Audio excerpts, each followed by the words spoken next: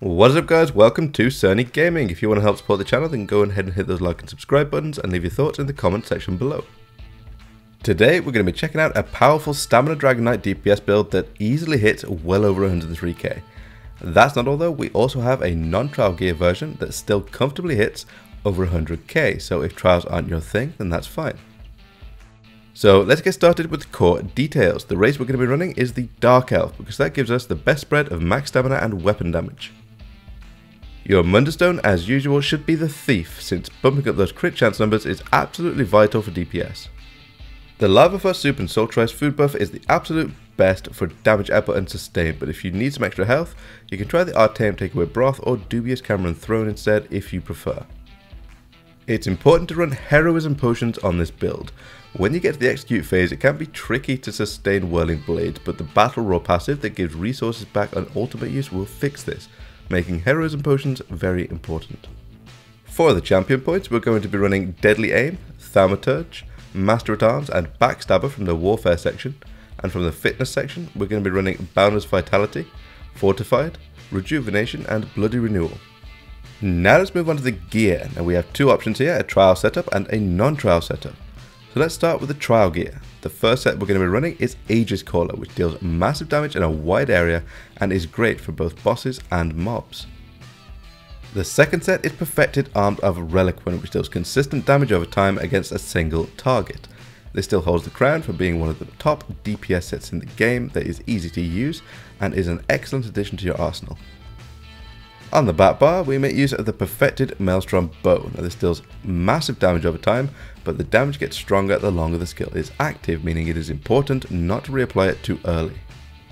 We also use the Zan's monster set here, which deals really incredible damage and also applies the burning status effect quite regularly. This is currently the strongest single target damage option for our monster set, but for more situational use, you can try different things like Stormfist. For your non-trial setup, you barely have to change anything, only one set gets switched out, which is Reliquin, and instead we use the popular Pillar of Nirn set for some excellent and consistent single target damage. We've covered the gear, so let's move on to the skills. On the front bar we have Rapid Strikes, Venomous Claw, Camouflaged Hunter, Whirling Blades, Barbed Trap and Dawnbreaker of Smiting, and on the back bar we have Rending Slashes, Eruption, Flames of Oblivion, Degeneration, Noxious Breath and Standard of Might.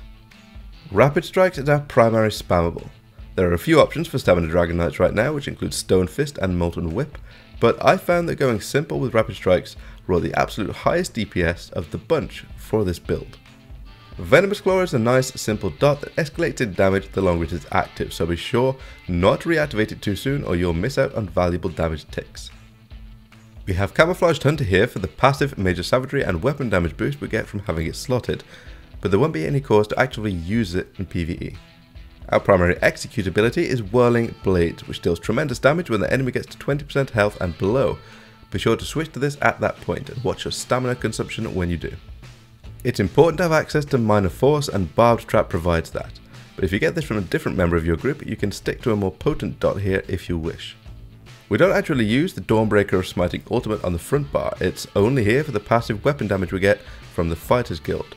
But when the boss is almost down and you want a burst of damage, you can use this if Standard of Might isn't ready yet. Endless Hail is a fantastic skill that will continue to deal consistent area damage, escalating with every tick.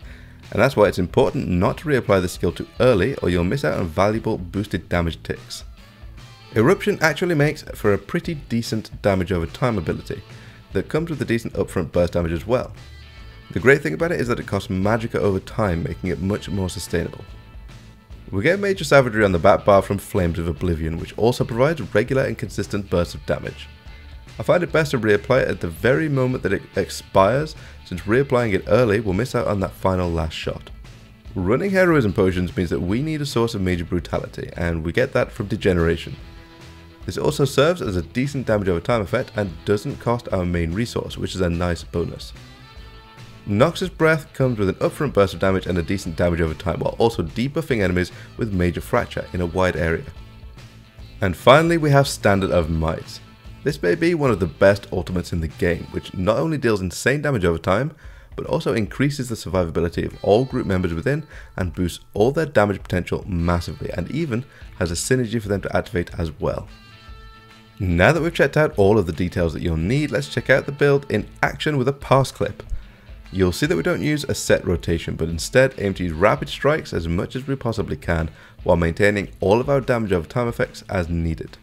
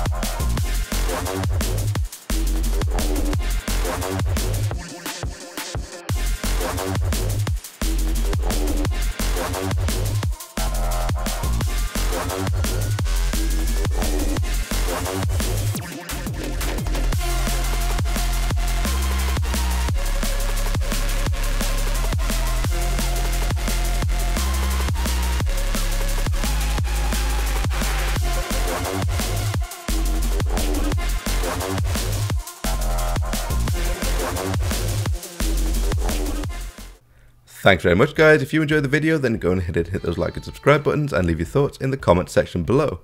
Thanks very much, and as always, have fun.